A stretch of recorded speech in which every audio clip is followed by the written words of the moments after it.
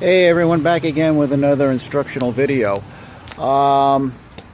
Today we're going to show you basically how to take the bonnet off. We won't be doing it, but I'll walk you through it.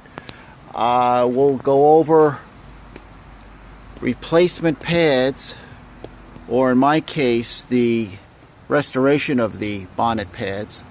They're there for a reason,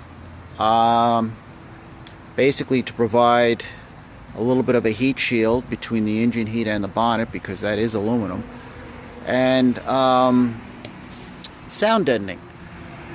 First things first, hardware. You've got 4 fasteners on each side, 1/2 inch, fine thread of course. The bolts are pointed, they will self-center for you, so putting them in is easy. I like to take them out, spin them on a wire wheel, and just add a little bit of lubrication to the threads. Never had a problem putting them back in. You will find it's easier, obviously, with 2 people with the hood. As big as it is, it's rather lightweight, but it is bulky. I tend to put, depending on what side I'm working on, my right hand would go underneath the front corner, and I would rest the other part of it on my shoulder. Alright, so number 1, you've got hardware. You have the bonnet lamp, which disconnects from the rest of the wire harness. There's also a clip involved. There's also a switch down here. It's a Burgess switch. They do corrupt after a period of time because they're not sealed. You can take them apart, clean them, and put them back together. They're riveted together. I used a little bit of stainless steel wire in the old holes here to hold it together. It works fine. You will find, though, this is what I did. The bonnet lamp. Okay, this is glass. These are the same as the Spirits, although the bracket behind it is different on a Spirit. So you could find these things used for a Spirit. You could still use them. It's a very simple circuit. You've got 2 wires coming in.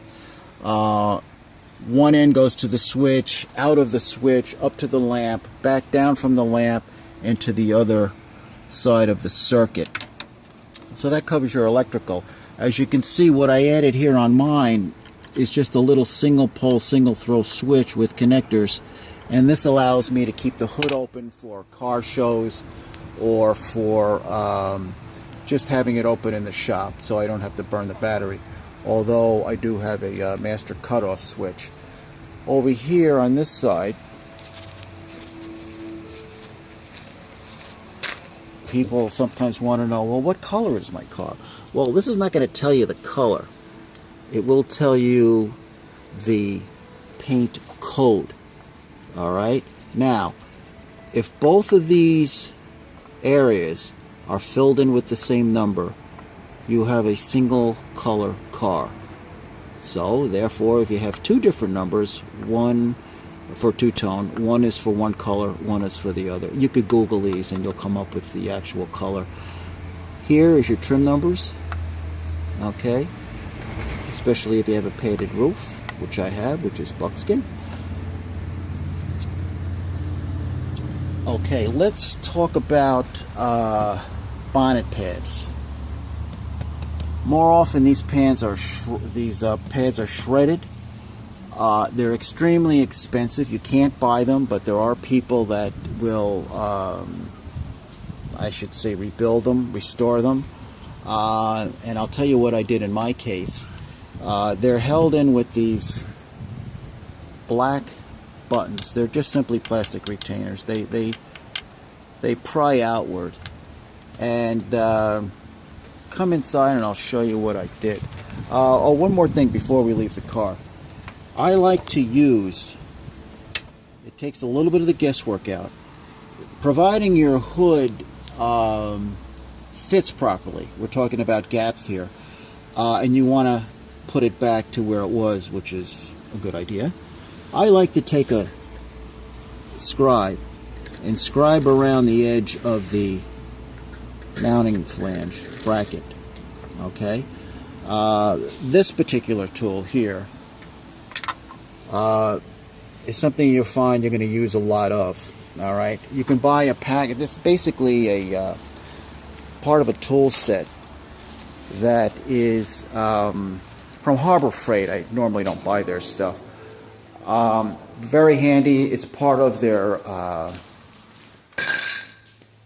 O-ring removal and seal toolkit. I use it for other things as well. I'll get into that later. But anyway, with those pads are basically a kind of a ripstop nylon on the front end that you see, and the back half of the pad is I'm going to say cotton, because it basically gets hot and it falls apart, and in between the two is a soundproofing type of material. All right, so what you want to do there is go online and find this stuff. This is obviously a thermal foil, high heat thermal foil. It is padded, so you have your heat, you have your sound deadening, and you want to take off the bonnet pads, lay them down,